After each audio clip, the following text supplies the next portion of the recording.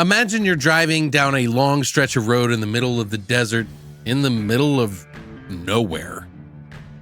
And you're speeding, and you happen to pass a police officer while you're on the phone with your sister, explaining why you're leaving your home situation.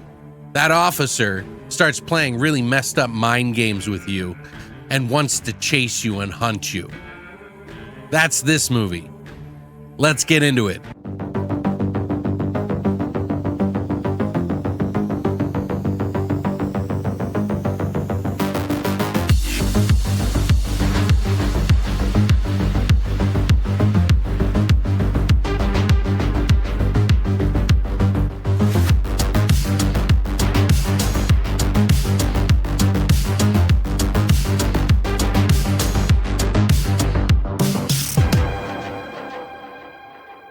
What's up, guys, and welcome back to Beyond the Void Horror Podcast. My name is Alex, and today we're going to be doing a spoiler-free review of Bloodstar that you can watch on VOD now from Raven Banner, which they sent me a screener of.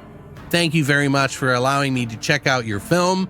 I enjoyed watching it, and I'm going to tell you guys what I thought about it. It's a little bit more on the thriller side, but there is a horror element to this movie that I think is kind of something that you might want to check out yourselves if you like these kind of films. I honestly kind of like this one. It wasn't like mind-blowing. It didn't do anything spectacularly new, but some of the character work that was in this movie I really enjoyed. This is a movie that was directed by Lawrence Giacomelli. This is actually his first feature film, and he actually had George Kelly and Victoria Hanks Taylor to help him write this story, which he had a big part of as well. So what is it all about? This young girl who's a Latina girl, she is considered to be a petty thief driving through New Mexico, and she finds herself a target of a psychopathic small-town sheriff who views using his badge as a license to prey on young women. And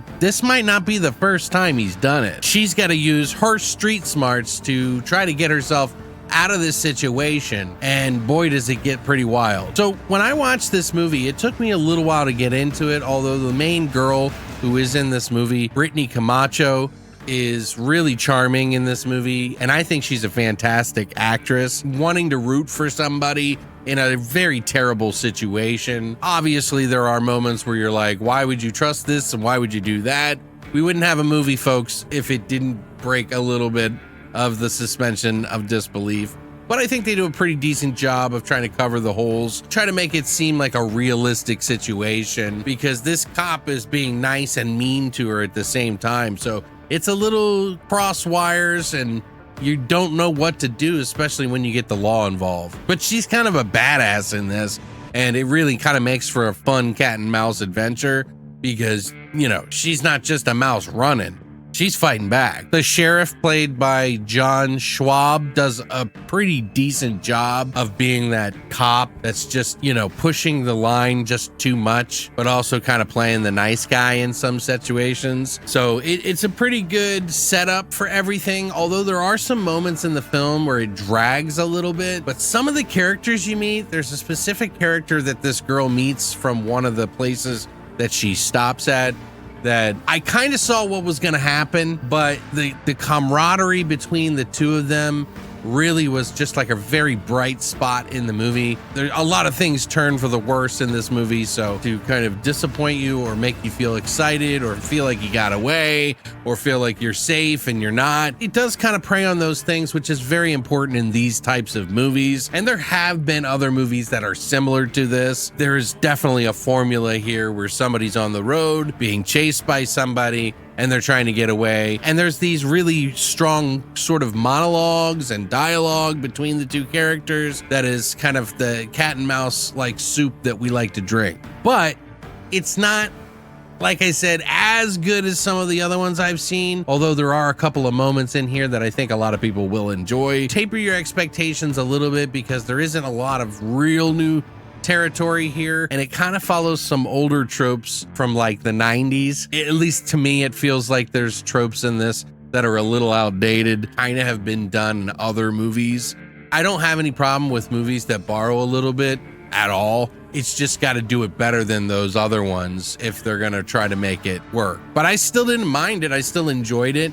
I still had a good time watching it. It's just there's moments in between were in long stretches, and it really just didn't fit the whole vibe of the film. It kind of felt like it was meandering a little bit and losing some of that tension in parts of it. So it would kind of roller coaster a little bit throughout the movie. A lot of movies do that, but this one, it was like on to something good, and then it would kind of meander, and that would kind of bring it down a little bit for me. They're not jumping all over the place or anything like that. It just, I don't know. There were some moments in the film that could have been sped up a little bit, I think, and could have done some more original stuff with it. The movie is a little graphic, nothing too crazy, but there are some moments in the film where other people, you know, fall victim to this guy, and you kind of see a lot of mean-spirited stuff, but it's mostly pretty tame, but the thrill is there, so it kind of outweighs like any of that kind of stuff anyway. But there is a couple moments at the very end that get pretty graphic. So just so you know, going in, you know, it's not a fucking gore ride, you know, but it does have its moments. But yeah, I don't know. I think I would give this movie like a 6.5 or a 7 out of 10.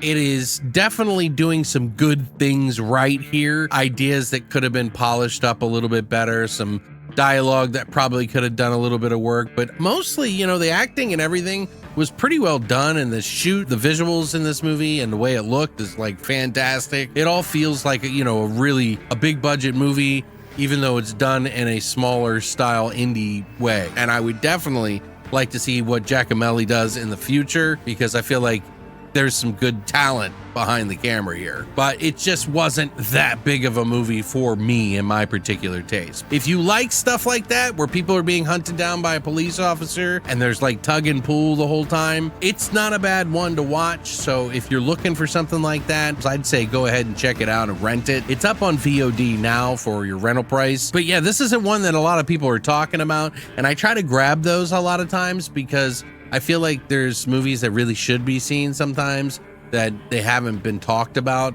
And even though I didn't absolutely love this film, I still liked it. Definitely give it a chance if you are into these types of films. If not, maybe just wait till it comes to streaming, but keep an eye out for Bloodstar. I would love to hear what you guys think. Are there other movies that this kind of reminds you of that you have seen that you would compare it to, that you might kind of weigh it out with? I'm like thinking like The Hitcher, but you know, it's a little different. There was also that Jim Belushi movie where he plays the bad guy. It's like a time travel movie called Retroactive that it kind of reminded me of, which I love that movie, by the way. Totally underrated film. It wasn't as good as that, but it's pretty decent. But let me know what you think in the comment section down below. I would love to hear what you think about this movie. And if you're going to check it out yourself, please hit the like and subscribe button if you enjoyed the video, and the little bell notification to let you know when I got a new video coming out. We're continuing Voidtober. I'm a little late today, so I apologize. I've been having some things go on behind the scenes. Nothing bad, by the way. But thanks for your support, and as always, long live the Void.